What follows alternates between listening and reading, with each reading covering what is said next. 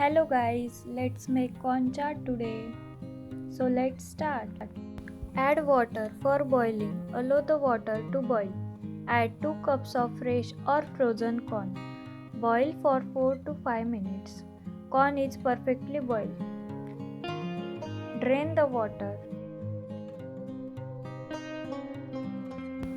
Transfer it to kadai. Add 1 teaspoon butter and roast on medium flame for 2 minutes. This mixing and melting process increases the creaminess of chaat. Transfer it to a large mixing bowl. Add half teaspoon chilli powder, salt to taste, 1 teaspoon chaat masala, lemon juice.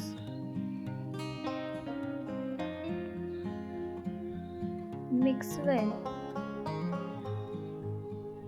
Finally, transfer the spicy corn chaat into cup and serve immediately. And it's ready.